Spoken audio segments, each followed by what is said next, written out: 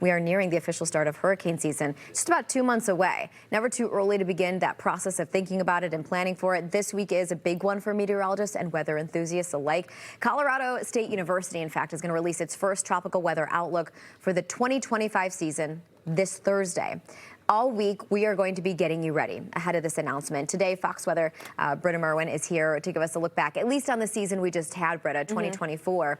And then kind of a good place to start. Good, yeah, right? Yeah. Where did you end the last time we had this discussion, and how do we use that kind of shape our path forward in terms of preparing? Of course, Mother Nature will do what it's going to do, and we'll get a look at what CSU is looking at for the forecast.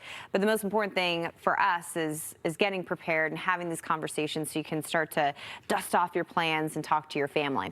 So 2024 was an explosive season, to say the least. I think when I look back at it, the first thing that jumps to mind is Beryl. I mean, we had just a huge start to the season. Beryl was a Category 5 hurricane, made landfall in Texas as a Cat 1, actually chased Beryl. I was live in the field on Fox Weather for that storm. And I think a lot of Houstonians and folks that live in Southeast Texas were really taken back the impact that they had from Beryl. Many of them said, well, it hit us as a Cat 1, but yet it crippled the city for a good 4 to 5 days. Now, as we continued on throughout the season, we saw multiple landfalls across the Gulf. And here is a wide look at the 2024 season, but if we can go ahead and bring up the landfalls from 2024 for the Gulf, it was impressive. Not all the time does it favor, one basin off of the other, but you got to say from 2024, there was a huge amount of concentration on the Gulf. We had 5 landfalls: Beryl, Francine, Debbie, Helene, and Milton. Now, because Milton and Helene we're so close together. I mean, gosh, we had the Gulf Coast of Florida just inundated with impacts, whether it was the surge impact, the wind impact. Milton was also a Cat 5 that made a landfall as a Category 3 hurricane. And it matters. You might say, well, it was a Cat 3 at landfall, or in regards to Beryl, a Cat 1.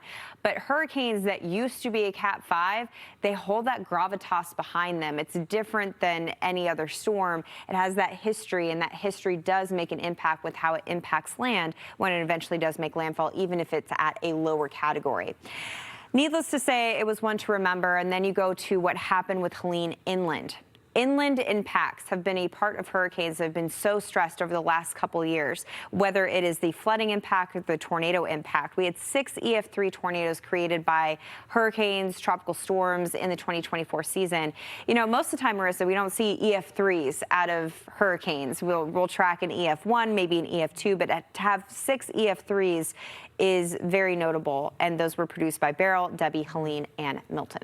Milton is an interesting one, too. I was actually just talking to somebody about Milton who was in Florida at the time, and talking about getting ready for the hurricane, but then not realizing how bad the tornadoes would be. And that was a tough one, right? Because be that strength. I remember I was actually that far out. I was driving from Sarasota to Miami, right behind that tornado outbreak in Florida when Milton was making its final approach. Right.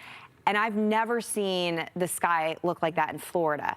It looked like Iowa. I'm not even kidding you. I was driving through Alligator Alley, and I felt like I was in Iowa. Yeah. I mean, it was a gnarly experience. It was. And people thought they had a lot of time because Milton was so far away.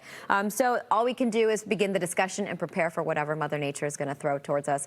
Britta, thank you.